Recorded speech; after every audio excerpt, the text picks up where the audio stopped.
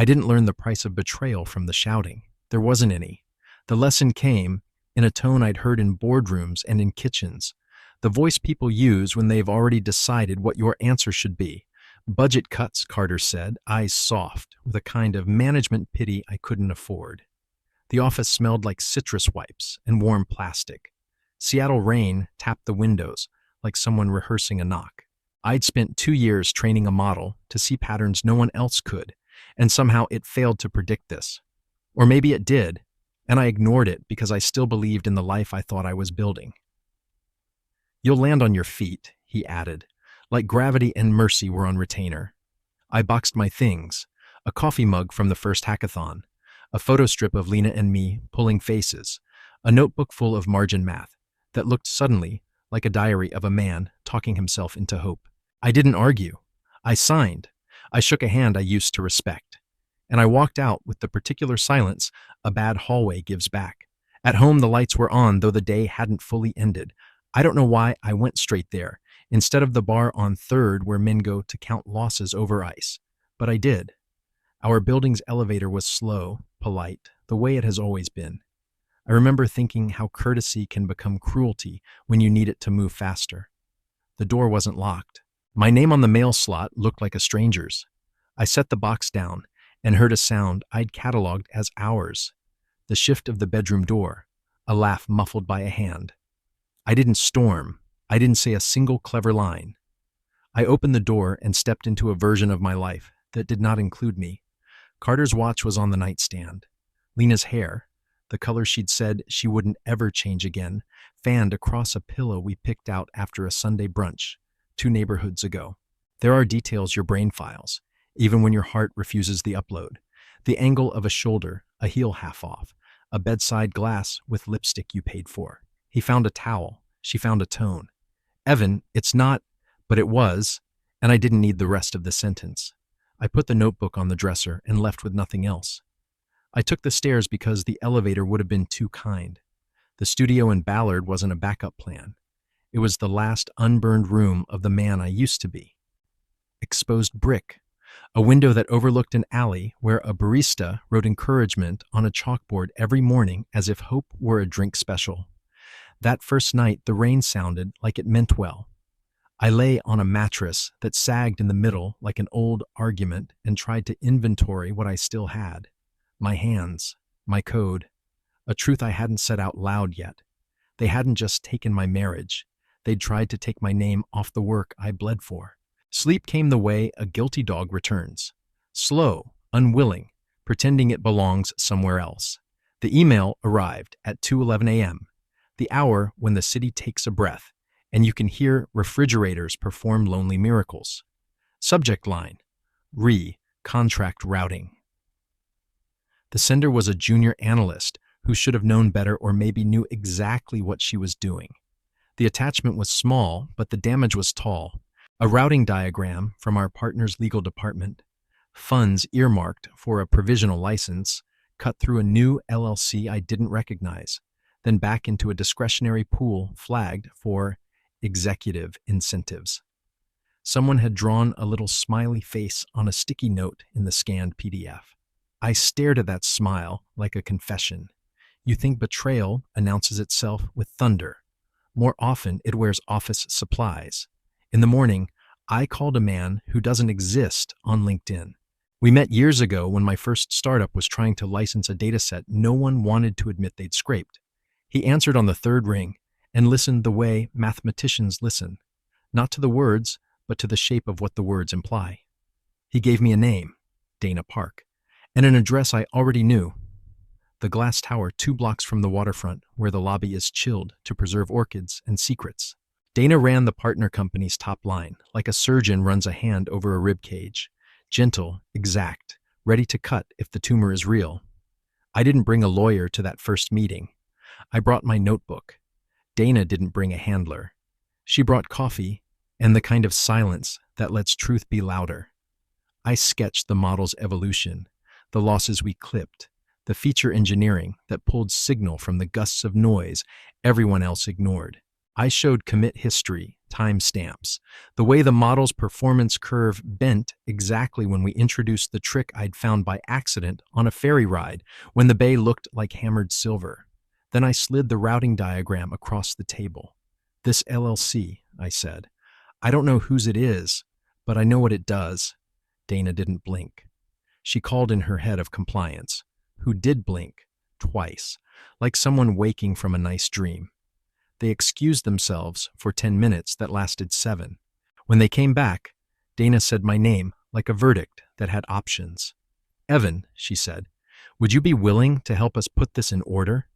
Order turned out to involve a forensic accounting team, 3 secure drives, and a whiteboard that went from polite to furious in 4 colors. The money trail wasn't messy because they were smart. It was messy because they were greedy. Greed always over-explains. The LLC tied to a P.O. box in a suburb where ambition goes to jog. A consulting agreement signed by a cousin no one invites to real weddings. A bonus structure that read like a ransom note written by a poet. Somewhere between the arrows and the acronyms, I realized what had actually been stolen. Time. The 18 months I would never get back, while they arranged for me to be unnecessary. We looped in Mason Reed, a lawyer whose smile doesn't reach his eyes because his eyes are busy taking inventory of your leverage. He asked for everything. Slack exports, build artifacts, even the scribbled grid paper where I'd tested an idea that didn't work. Juries like paper, he said, and judges like stories with timestamps. He filed motions I had to Google and sent letters that substituted politeness for heat. You want noise? He told me. Go on Twitter. You want outcomes? We make them under oath. Lena texted twice, then stopped.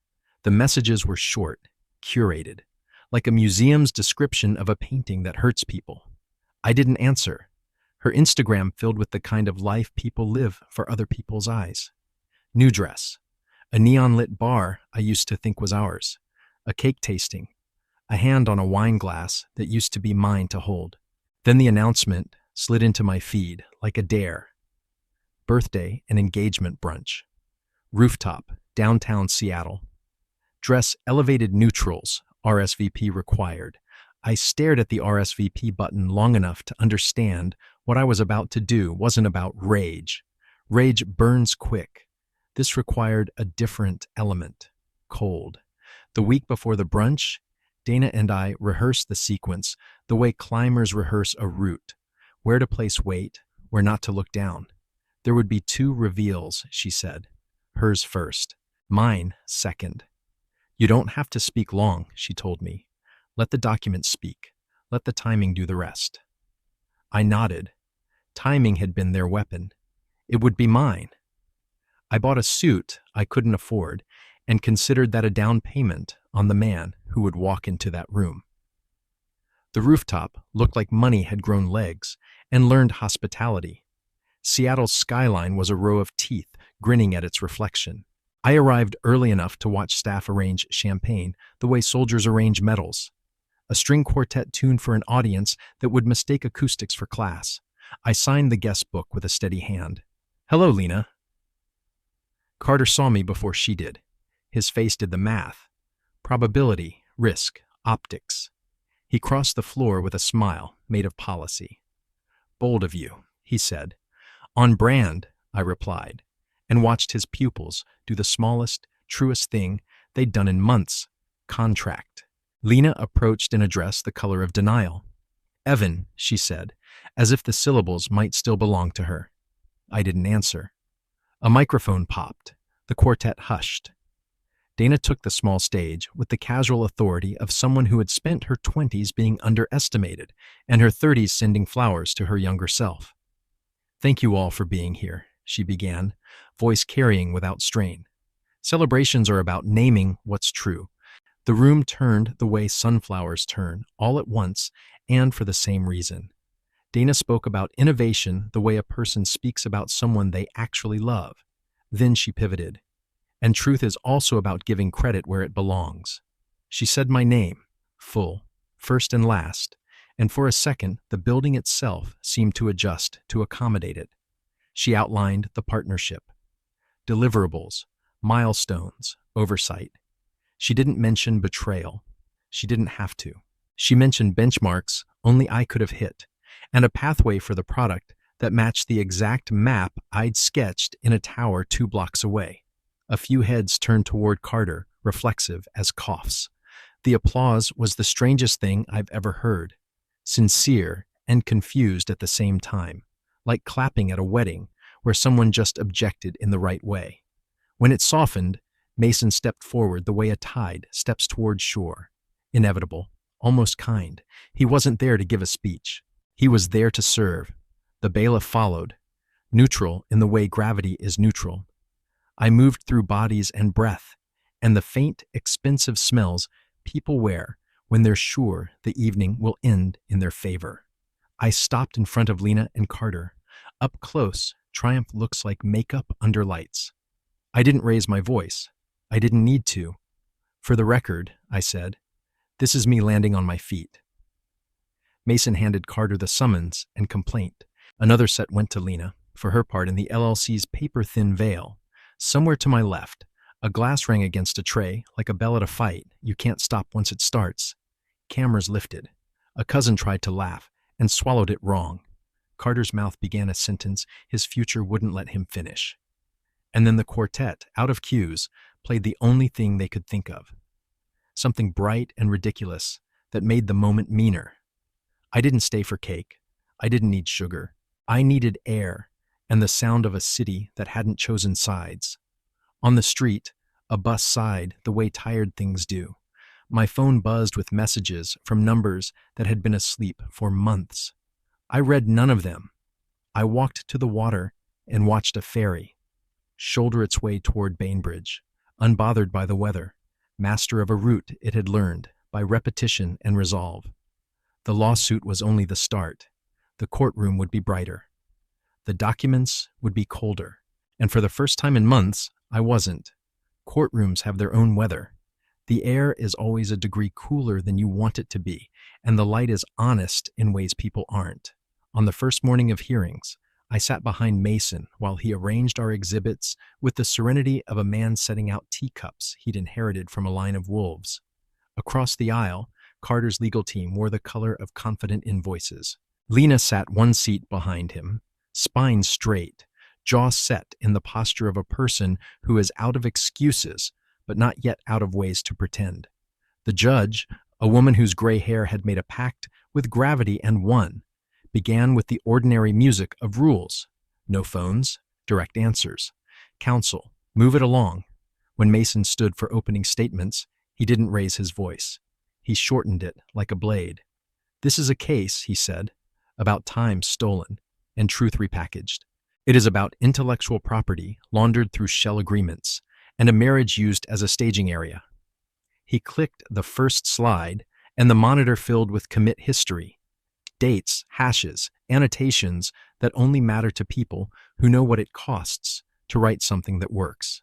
Then came routing diagrams, LLC filings, emails with time zones that didn't match meeting minutes. Juries like paper, he'd told me. The judge wasn't a jury, but she liked order. We had brought both. Carter's counsel opened with a familiar hymn. Innovation is collaborative. Ideas are communal. Budgets are brutal. And introduced a phrase I would come to hate with a polite, lifelong hate: independent convergence. As if a man could climb the same mountain on the same day by accident and then have his cousin invoice the view. He painted me as a bitter ex-employee, nursing a personal vendetta. He gestured toward Lena as if pointing to a lighthouse that should make the rocks I'd described seem less sharp. This case, he said, is about a relationship that ended and a project that evolved. The judge moved her pen twice. She looked bored. Bored is bad if it's at your story. In this hour, it wasn't. Mason called Dana Park first. Dana testified like a person who reads footnotes for pleasure. Clear, precise. When opposing counsel asked if she stood to gain from this partnership, she smiled without any warmth. We stand to gain from clean supply chains of truth, she said. The rest is accounting. She walked the court through what we'd found. The LLC with a PO, box tucked between a Pilates studio and a place that sells pack and ship happiness. The consulting agreement awarding advisory royalties to a relative of Carter's who'd never logged into the repo. The bonus plan triggered by milestones only achievable with code they did not own. She did not say theft. She said misappropriation, because that's what the room required. Then it was my turn. I placed my hand on a Bible that had been asked to sit for many lies and promised I wouldn't add to its burden. Mason kept his questions surgical. How did the model work before the ferry ride? After? What benchmarks could we not hit until the feature I'd found at 6:12 p.m. on a Tuesday, when the Bay decided to tell the truth about frequencies? He pulled up my notebook scans. Figures messy with impatience and arrows pointing at arrows, and let the timestamps nod for me. He showed text messages where Carter praised the fairy trick, then emails a month later calling the trick commodity knowledge. The judge looked up at that one. Judges, like decent parents, have a keen sense for the moment a compliment turns into a plan. Opposing counsel did his job. He questioned whether my commits were solo or team-based. He suggested I was retrofitting memory to meaning. He brought up the day I walked out without a box, because the only thing I'd taken from the bedroom was a notebook. An odd choice, he said, as if grief first has to clear it with optics. I answered softly. It's the only thing I knew they couldn't claim had been theirs. He moved on because there wasn't much runway left for that plane. The forensic accountant might have been my favorite witness if I knew how to have favorites in a week like that. She spoke in sentences that could hold their own in a storm. Wire transfers, memo lines, rounding errors that aren't errors, just breadcrumbs left by people who believe bread keeps falling from the sky. She mapped money like a cartographer who'd never liked the ocean but respected it. By the time she finished, the route from our partner's account to the LLC to a performance pool that fed Carter's bonuses wasn't a theory.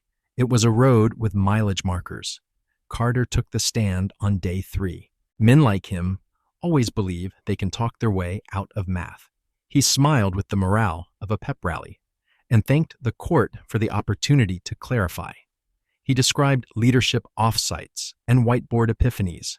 He tried to wrap the word vision around the fact of emails where he had forwarded my notes to his cousin with the instruction, make this look like consulting.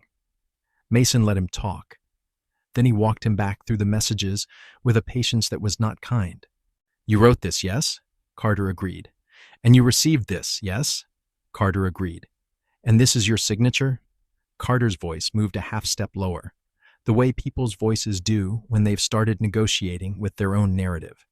Then Mason brought up a calendar invite stamped for the exact hour my layoff had been executed, a meeting titled Budget Finalization, which included a private attachment later found in the cousin's inbox labeled Q3 Incentive Alignment. The room contracted. Carter's counsel objected. The judge overruled. Carter tried a new tone. Injured pragmatism, the sound of a man asking to be graded on a curve. We were under pressure, he said. Big deals demand big moves. Mason closed the laptop like a final door. So does theft, he said, and sat.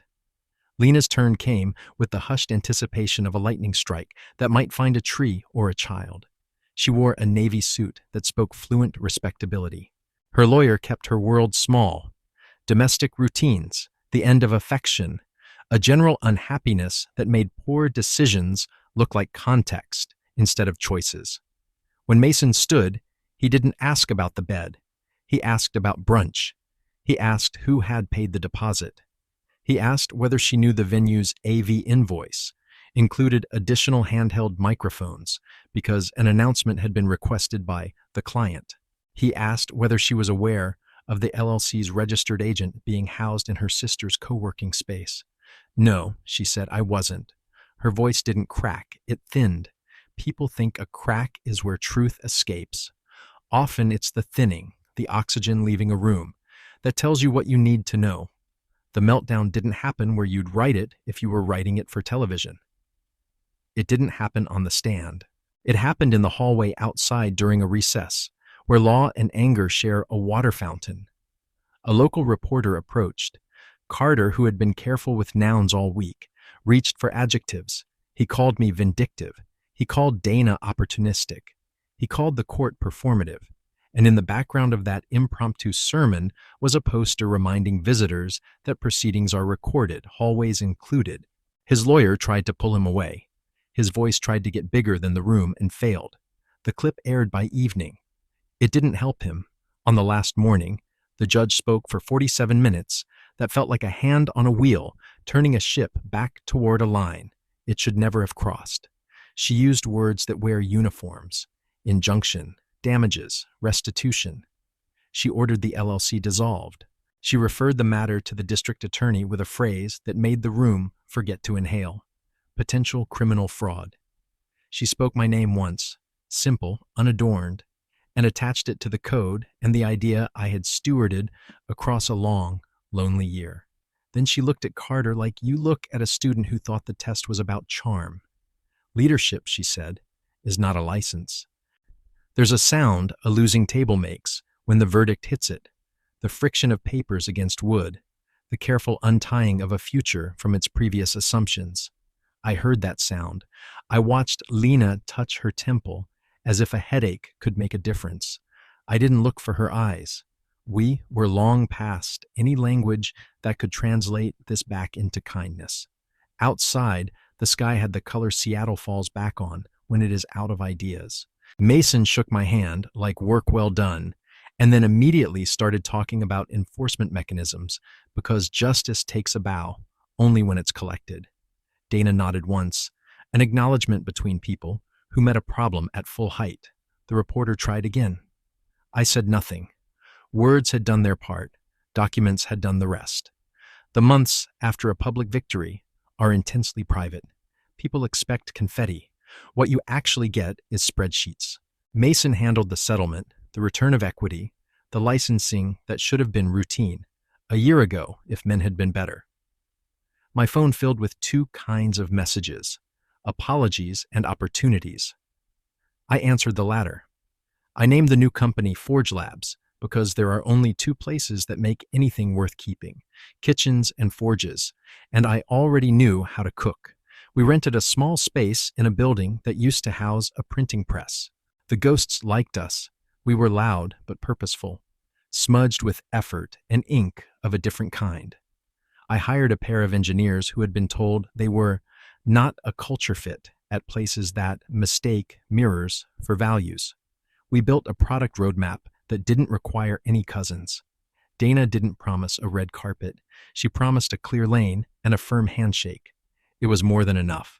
One night, late, when the janitor's cart squeaked by like a patient animal and the city's sirens practiced their nightly scales, a message arrived from a facility whose name tried to sound less carceral than it was.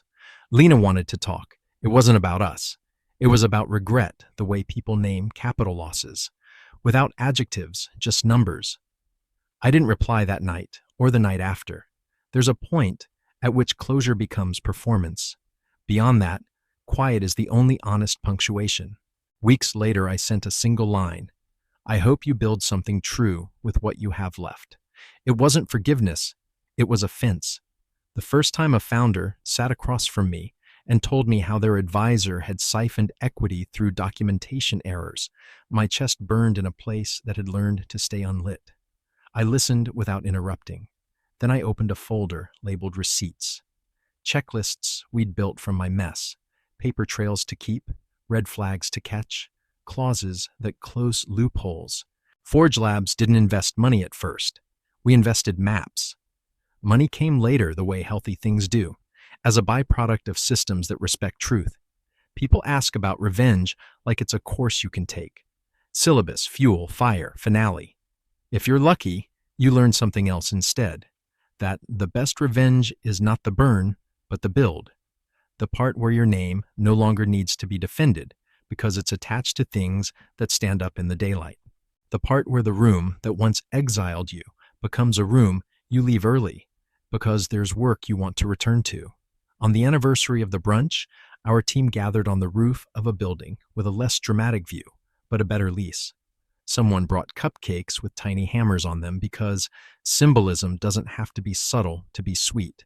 We toasted with iced tea and soda because alcohol is a blunt instrument, and we'd learned to prefer edges that cut cleaner. I looked at the skyline and saw not teeth, but tools. Somewhere across town, a different rooftop was hosting a different party for people who would never know my name and didn't need to. I walked home through air that had finally remembered how to be kind. In the studio window, the one that used to look into an alley of chalkboard pep talks, I caught my reflection. Older, yes, less apologetic. There are versions of yourself you only meet after the wreckage has finished introducing you to all the exits. On the desk sat the notebook I didn't leave behind. I opened it to the page from the ferry, the one where a line curved at last in the right direction. I added a new note in the margin. They will try to take what you build anyway. The phone buzzed once more. A founder from Spokane had found an investor cousin where there should have been a clean cap table. I texted back, "Come by. Bring everything. We'll make a map." The city hummed the way a city hums when its people are doing something more useful than pretending. I turned off the light. Outside, a ferry pushed toward an island without needing anyone's permission. Inside, the cool air of the room stopped feeling like a courtroom and started feeling like weather I could work in.